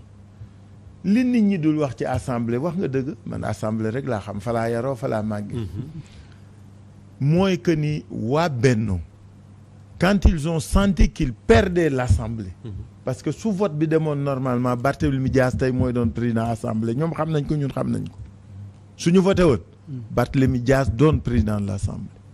Comment ça Wallu amoon na candidat. Non oui mais dafay am second tour. ok day am second tour. te nag mbaxalu xeer la woon alors donc Barthélémy était président de l'assemblée fa la tolof yu yëpp doore ils ont voulu changer les règles bi assemblée doonee assemblée ba léegi les élections surtout dans ce domaine-là à l'assemblée les bulletins sont de couleurs différentes. Oui. Bleu, blanc rayé de bleu. Parce que dañu gëmoon ni dans l'assemblée dana am ci ñoo xam ni duñu mën lire duñu mën jàng. Donc l'assemblée a toujours pris les couleurs. Option couleur. Comme loolooy premier xuloo bi. ñu ñëw ñu ni ñoom kenn du def loolu parce que booba ñoom. comme que waatloo nañu seen nit bindaloo leen ay nu mu tudda ay procuration ak loolu. Donc les bulletins de vote de Benno étaient des bulletins prépaid xam mooy lan dañuy doxal leen ñoom bulletin voilà bu ñu def enveloppe ak turu candidat bi loolu moom mooy loolu la waa Benno defoon. Donc quand nos députés leur ont dit nañu dem ci li yoon tëral et à sama foofu mu laay flétrir attitude administration assemblée nationale. Ah oui. Oui parce que xam nañ ni joué wuñu rôle bi ñu oui parce que xam nañ ni ba assemblée di doon ak léegi couleur la daañ ma wu yëkkati de parce que xam naa liñ ma bëgg a tontoo ni ma oui mais booba dañu yaakaar ni ñaari candidat justement même su ëppee ñaari candidat ñeenti candidat le principe moo doon que ni toujours candidat yi day doon couleur parce que li ka laloon li ko wundoon mooy que ni ñi nga xam ne mënuñu lire couleur yi nga leen di xàmmele donc mu doon fukki candidat ak mu doon ñaari candidat ci am day doon toujours couleur ñu changé ko xale yi bañ. ñaareel bi c'était le débat autour des doublons. Les ministres députés. Ils devaient démissionner avant ou est-ce qu'ils devaient démissionner après. kooku c'est pas des problèmes de fond. loolu indi coow li de du leneen xam nga nit ñi dem bëgg a ñoom réew mi il faut que nit ñi di bañ jàpp ñi fayu. mais ñu xam ñan ñoo tooñ. ku dóore. ñoom ñoo dóore ñoom ñoo bëggoon jaxase parce que suñu deful loolu Barthélémy Dias était président de l'Assemblée nationale ci kàttanu yàlla suñu jaxase wuloon carte gi man Khalifa Sall maa la ko. amoon ngeen certitude day gagné Barthélémy day doon kan day. mais d'abord waxtaan nañu ñun suñu biir wàllu kii malgré les candidatures là. oui waxtaan ngeen en cas de deuxième tour. waaw man. maa wax ak kilifa gu mag gi. Ablaye Wade man du keneen man. maa wax loolu boo ko donc du keneen dama lay wax rek ni. su ñuy def second tour Barthélémy di jàll. mais donc loolu mooy coow li boobu mooy première histoire. waaw gars yi jalgati ngeen ni duñu bañ. non attends vraiment nag affaire bi day metti ensuite su ngeen seetaanee kii bi. ñi jëkk saaga ak dóore du waa Yewwi est-ce que yéen koy seetlu. c'est une femme. waa Yewwi ñoo ne ci kaso bi ah. oui ñoom ñoo dóor une femme enceinte. oui mais non kooku deuxième problème la. xam nga yaa ngi boole lu bokkul di sànni xeer. man dama lay wax da nga wax ni histoire bu njëkk bi. ki ñi jëkk indi xuloo waa Benno la. xale yi dañu fayu. bon kon jaroon na ñuy arracher ay micro di. waaw taxaw ci yow ma ne Abdou Khoudoss danaa la defal sélection wu liy xew ci parlement dans le monde. dans le monde oui. di nga li xew fii du dara. gars yi dans les autres parlements du monde. dañuy dóor tëccante chaise ak lii ba yenn waaye keroog dama yónnee gars yi parlement Malawi. oui dañuy aw ca taabal jële non yooyu tous les parlements parce que xamul lu tax. et c'est là où ma rebondir ci fii Moustapha waxe parce que l'hémicycle est un espace d'irresponsabilité et d'inviolabilité. hémicycle bi lu ci député def rek. il est couvert. mais pas agresser nit quand même. non agresser nit ça dépend xam nga lu tax saaga nit a gën a bon su député saaga woon foofu ministre dara du ko ci fekk au nom de l'irresponsabilité suy argumenté ba saaga ministre dara du ko ci fekk au nom de l'irresponsabilité parce que gis nga hémicycle boobu kenn amul droit dugg fa de 1960 à maintenant guleet ay gendarme dugg fa xam nga da ngeen di wax nañuy wax nit ñi askan wi li ne man sama wax du bari mais su ma da wax dëgg gi guleet hémicycle bi ñu violé ko et le président de l'Assemblée ou ñi doon présider il garde une responsabilité historique non seulement la gendarmerie est entrée dans l'hémicycle mais ensuite ils ont empêché le vote des députés parce que bi vote bi démarré bay bëgg a jeex député Yewwi ak Wallu ont demandé à voter ñëpp dégg nañ leen ils ont arrêté le vote may ñu lu dul sama xarit Farba Ngom mu voté 83e voix mu dugal procuration 83e voix moom la Farba Ngom voté. d'ailleurs en parlant de yaa saa xam nga yooyu soo ko defee ay xale yu xam seen bopp xam seen place xam seen droit xam li leen fa indi ma ni nu ñu defee rek noonu la bu ma laaj nag ndax su ma fa nekkoon danaa def noonu. républicain mooy wax. voilà mais dama la bëgg a wax loolu bi ci des nga ni député yi. oui député yi dóore quand même. dóore moom baaxul dóor une femme enceinte. dóor moom baaxul. dóor moom baaxul. dóor jigéen baaxul. et je crois que Yewwi wax na ko. la conférence des leaders l'a dit. les femmes de Yewwi l'ont dit. dóore moom baaxul mais nañu xool li indi dóore bi. mooy attaque verbale yi. nañu xool li indi dóore bi xam nga dama ne la. Al-Amine dafa ne ñetti ngi nii bu ko xeebal nit ki. sëriñam. ak bësam ak bi ci des xam nga ban la. sëriñ si suuxa la nekk ci ñun suñu réew. koo fi tudd sëriñam. jaral na ko dee. donc am na yoo xam ni. ci Sénégal la bokk. quand voilà suñ koy def ñun ñëpp man sama boor bopp laay doore nañuy sóor ñi ci des. lu ma Abdou Khoudoss lu ma la bëgg xuloog yow il faut que ma xam jusqu'où ne pas aller du war ma rafetul jekkul parce que su ma la waxee yow nag man xam naa li mu la mais xam ma noo may tontoo su ma la waxee xam naa li ma la wax mais yow xaw ma noo may tonto donc nañuy sóor loolu. Et je considère que le président de l'Assemblée a eu tort. D'abord il a eu tort de rédiger le contrat la xam nga nu mu tudd sans en référence au bureau même suñu ne mën na ko def na ko. Mais même su ko defee il doit les informer. Deuxièmement quand il doit faire ça il doit quand même décrire li xew ba pare. Mais tu n'instruis pas à charge. wax na dañoo saaga. loolay wax ji. kon jarul woon ñaari député yi dem prison bu ñu. Pas du tout su fekkee kii la ils n'ont pas besoin de les mettre en prison non. C'est des députés d'abord on les prend sans lever leur immunité mais xam nga loolu du fi guleet. nee nañ flagrant délit la ban flagrant délit continue la xanaa wala flagrant délit bi durée flagrant délit bi weesu na.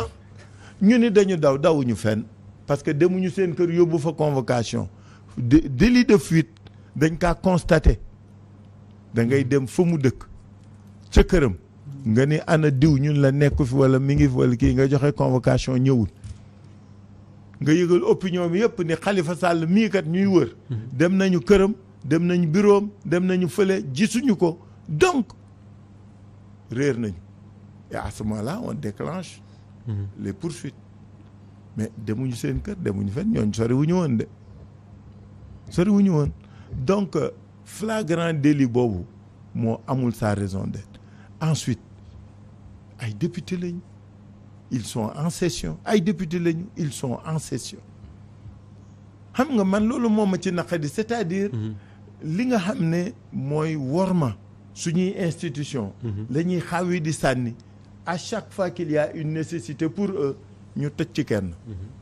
Moi c'est ça qui me gêne. D'accord. Et c'est ça qui me révolte. Alors ñi ngi ci catu waxtaan wi Abdou Khoudoss Diallo Khalifa Ababacar Sall yaay président conférence des leaders de Yewwi Askan Wi je le rappelle sànq yaa ngi wax ne contrat su ma ko mënee tuddee non le contrat de Yewwi moo doon les locales les législatives. Après présidentielle charte bi ku nekk dem ak noo bëggee mais quand même Yewwi googu locales yi législatives yi jur na quand même quelques frictions tey jii en tant que président de la conférence des leaders lu tax gisuñu Ababacar Sall mu mieux gérer en tout cas les cas par exemple Babacar Diop de Thiès ak El Hadji Malick Gakou. Ah ça dépend ci ni nga tuddee gérer. Parce que wax nga dëgg tudd nga ñaar ñoo xam ni samay rakk lañ. ñu ma jege nag c'est vrai. C'est-à-dire dans Yewwi. soo gisee ñu ma jege ñooñ la Malick Gakou je l'ai connu il était élève UPS. Babacar Diop je l'ai connu il était jeune socialiste. Et il compétissait même pour être responsable des jeunes socialistes en 2007. Donc ñu ma jege lañu. Comment j'aurais pu gérer leur cas parce qu'ils sont toujours dans Yewwi ñooñu. Ouais, mais ñëwatuñ ci réunion yi. J'ai même lu quelque part Babacar qui dit que la conférence des leaders duñ ko informer bu ñuy tenir réunion moom leader de parti la. Mais non on convoque hein. Mais c'est vrai j'ai vérifié mais généralement on convoque tout le monde. Je vais vérifier. Su fekkee parce que ñoom ils sont toujours dans Yewwi. Et su fekkee ñoom ñoo leen ko wax yéen. wala ñu wax ko dans l'opinion nous en prenons bonne note et je me débrouillerai pour qu'il soit convoqué aux prochaines réunions inchallah. mais ñoom bu ñu absenté kay normalement. Oui le président que vous êtes bu ñu absenté gisoo leen réunion le minimum c'est mooy nemmeeku ci lan lañ nekk pourquoi ils ne viennent plus. mais man damay tardé réunion damay absenté réunion. Aujourd'hui je vous donne bon peut-être un tuyau Aïda Mbodj est en tournée dans le Sénégal. Ça fait 4 réunions qu'elle vient pas. Mais elle est informée. Comme tout le monde les leaders. Je vous dis la conférence des leaders a un groupe. boo xam ne voilà non groupe de convocation. Que moi j'ai comme président de la conférence des leaders avec Habib. Si qui est mon binôme. C'est nous qui convoquons les gens. Quand on lance on a un groupe on envoie tout le monde. xaw ma ndax jot nañu jot mais ku ci jotul. par exemple ni ñu yëgee ñoom ni yéen woowuñu leen. pourquoi woowuñu ma man ni man woowuñu ma. pourquoi du ma ko wax suñ ma ko waxee su ma nee leen nag duñ leen woo à ce moment-là ils auront raison mais comme ni ngeen wax li am solo mooy ci li ngeen wax li ma ciy jàpp rek mooy daanaa fexe ba ñu woo leen. Ouais. Inch'Allah. Parce que là je pose la question ndax dama lire également dans la presse que Babacar Diop par exemple nee na il est membre de l'association des maires du Sénégal. Oui. Alors qu'il y a une association des maires le réel je crois c'est ça. de Yewwi Askan Wi de Yewwi Askan Wi. Est-ce que ça veut pas dire que il y a aujourd'hui tey am na rupture entre Babacar Diop ak Yewwi Askan Wi. Pas du tout parce que l'AMS comme le réel sont des associations où ku mu neex fu la neex bokk. On n'impose à personne d'aller à réel ou à l'AMS. Ce qu'on a dit nous, c'est qu'aujourd'hui on veut mettre en place une autre association d'élus, pas d'association des maires, d'association des élus le tout deux. C'est très différent hein. Qui association des maires là. Ñun c'est association des élus, c'est-à-dire n'importe quel élu local peut venir bokk. Qu'il soit un adjoint au maire. mën na ñëw bokk réel su ko neexee. Et réel a la même vocation que l'AMS parce que nag amul aucun texte bu ko tere moo tax bi ma gisee président Macky Sall neen loolu Macky Sall oui non dafa ni ñaari association des maires. Mais il a raison parce que ñun créé wuñu association des maires. Il a raison. su fekkoon laa yéen a ngi joué ci mooy xale. non su fekkoon dañ dem créer AMS oui. Oui. On a créé l'association des élus ku mu neex bokk et ça rien ne l'interdit dans ce pays. damay fàttali ne y a l'AMS mais il y a les départements. Oui. C'est des élus locaux. Oui. bu njëkk y avait les régionaux. Il y avait même 3 associations. Oui, les conseils ruraux. da ngeen def ni réew mi mën nañ ko redessiner là l'histoire on peut pas la réécrire. Du tout. Elle est là. Les élus locaux ont toujours existé dans différentes associations. bu njëkk tu as raison il y avait les ruraux. Il y avait les locaux et il y avait les maires. Après bi mu jeexee mu am léegi maintenant les maires. Et les départementaux. Les départementaux. mais est-ce que Khalifa Sall est à l'aise ci présidence conférence des leaders. waaw. Pourquoi je serais pas à l'aise. ak tempérament wu yéen leader yi. tempérament yenn leader yi même si bon après bi oui mu commencé mais di nekk c'est pourquoi je suis le président. Oui. Je suis là je concilie je fais en sorte que Yewwi qui est un projet une ambition pour ce pays puisse fonctionner normalement suñu bokkoon tempérament day soof de. Il faut que muy tàng il faut que muy xumba il faut que muy sedd. D'accord alors vous êtes enfin ancien maire de Dakar. Maire révoqué. Oui maire révoqué ex-maire comme disait Mbaye Jacques Diop c'est un ex et non un ancien.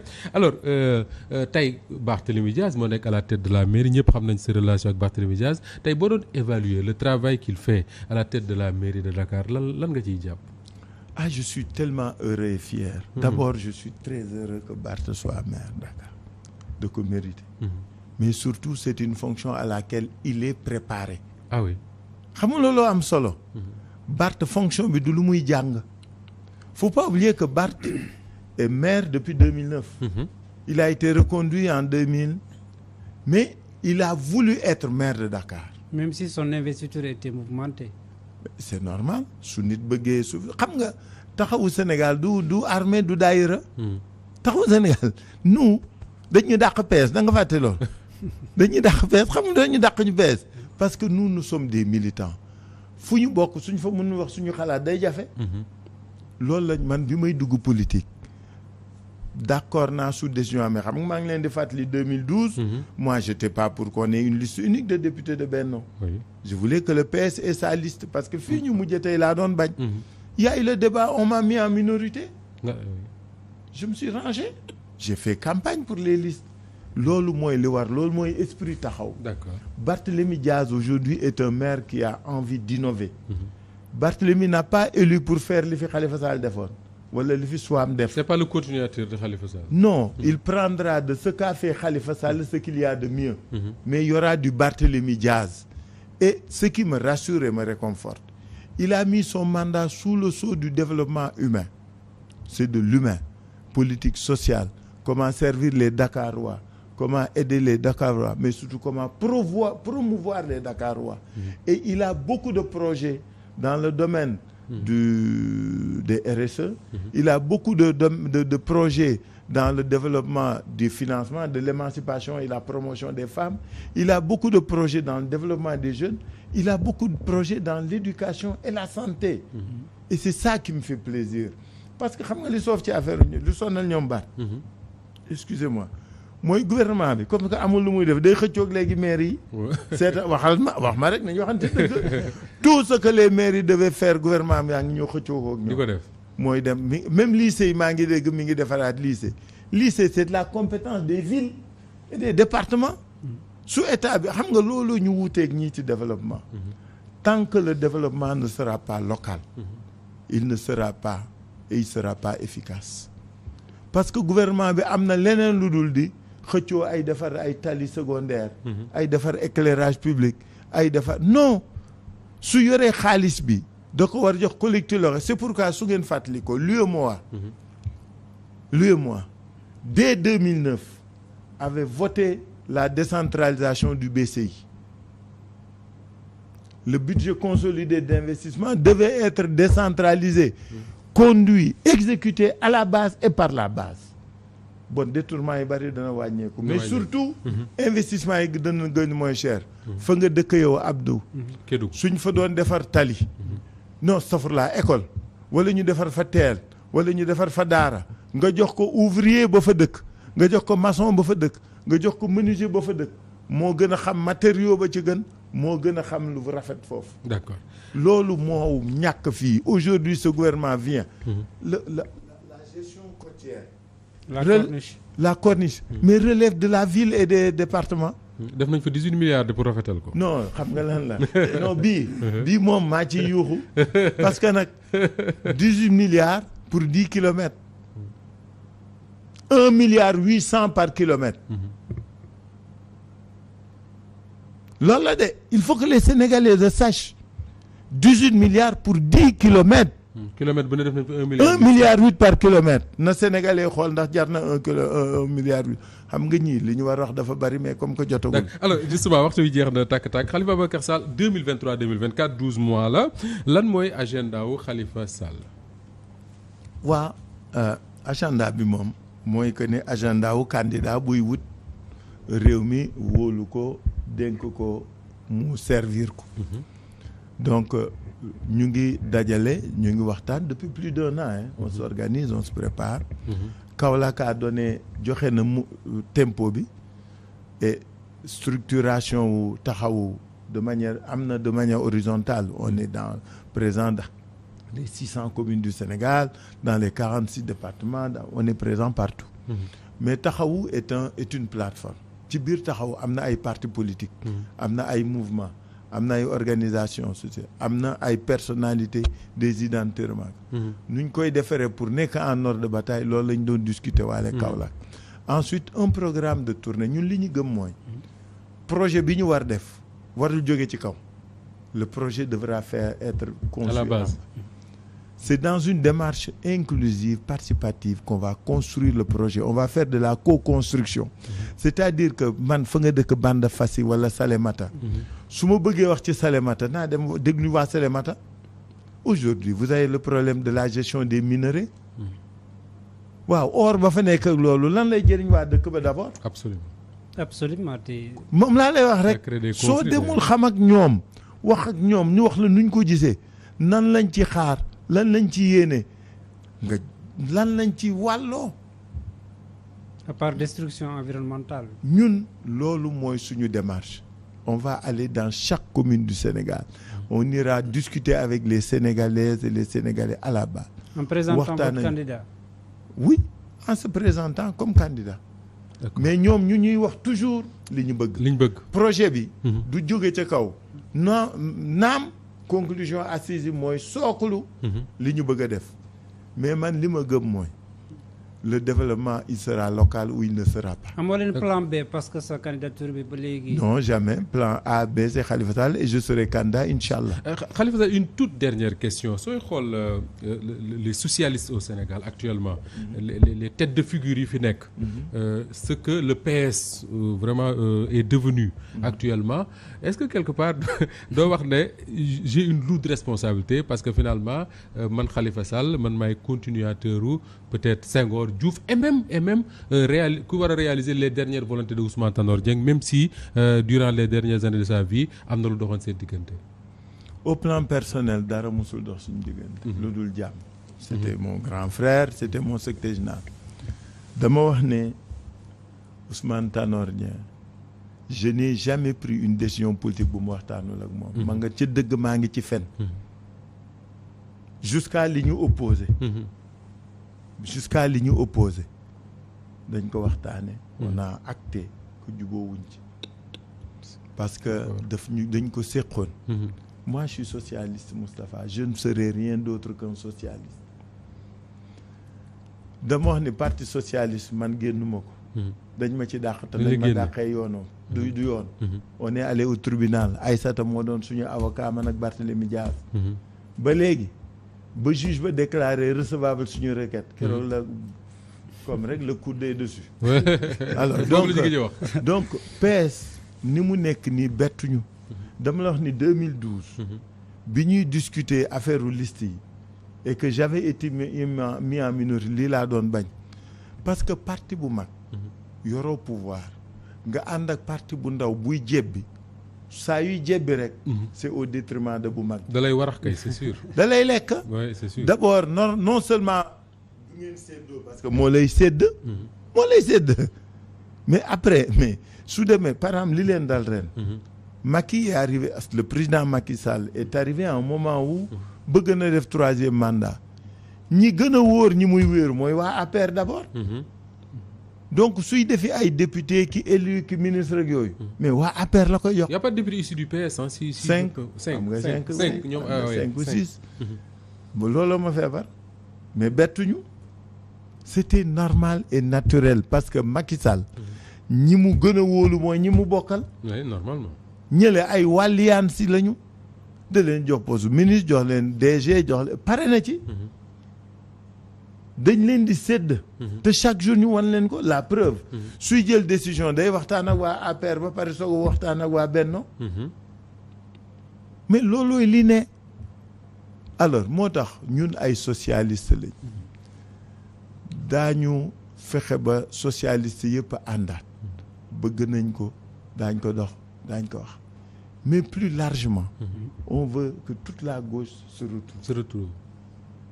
que toute la gauche daañ ko dox daañ ko wax parce que loolu lañ gëm parce que ñun li ñu gëm mooy nit réew mi mënoo ko développer te développer woo nit ñi te liggéeyaloo nit ñi nekkaloo nit ñi réew mi mënoo ko développer te indi woo fi justice bu gën a rëy justice sociale équité ñëpp am li ñu war am ak li ñu mën am réew mi mënoo ko développer te li war a ne nekkul ak nit ñi lañ koy defal kooku yàq la gauche pour. Mais la gauche n'exclut pas l'initiative privée. Bien sûr. Dans cette mondialisation lépp ngay boole pour defar parce que nag kenn mënatul vivre en autarcie mais li ñu gëm mooy ñun ñi gën a mën a jëriñ réew mi mooy gauche basé wu ci conclusion assise nationale. jërëjëf Khalifa Ababacar Sall maire révoqué de Dakar comme ni nga ko waxee sax ancien ministre ancien député à l'Assemblée nationale jiital plateforme bii di taxawu Sénégal nekk également président de la conférence des leaders de Yewwi Askan Wi moo nekkoon suñu première gan tey ren ji ci atum 2023 ci grand format bi ñu leen di proposer de temps en temps di waxtaane ak yéen actualité réew ñu ngi lay gërëm baax di la souhaiter une excellente année 2023 et puis joyeux anniversaire joyeux anniversaire est-ce que tey la anniversaire 1er janvier nañ leen sant nañ leen gërëm sénégalais yi bu baax xam nga le peuple dafa am solo et le peuple est tellement bienveillant avec nous dañuy juum dañuy wax lu dul noonu dañuy wax ni dañuy wax seen tur yenn saa yi ñu wax lu ko sol lu dul noonu et ils sont bienveillants donc ñooñu saa yi ñu yeewoo war nañ leen baalu jërëjëf parce que seen tur la ñu ni moom la ñuy waxee dañ ni ñoom lañ bëgg a liggéeyal donc ñuy baalu toujours nit ñi te di leen wax ni jéem la yéene la yaakaar la. en tout cas yal na yàlla mottali. amiin amiin amiin Abdou Khoudoss maa ngi lay gërëm baax félicitation. na leen yàlla gën a dëgëral. amiin na leen yàlla gën a yaatal. yaakaar gi fi Serigne Lamine ji. Sidi Lamine ji. yàlla na jébbi yàlla na mat. amiin wal fa sa kanam. jërëjëf merci beaucoup Abdou Khoudoss maa ngi lay gërëm bu baax di gërëm toute l'équipe technique bi ñu doon gunge moom Serigne Alioune Keita ak Amdi Sidibé ñoo newoon ci régie bi Pape Modou ak Pape Samb ñoo newoon ci caméra bi ñu ngi leen jaajëfal bu baax a baax di jaajëfal sama copain bële Issakha Diagne mbokki waa Grand Yoff la moom mbokki ñu ngi leen di jaajëfal yéen tamit à très bientôt ci beneen grand format jërë ngeen jëf.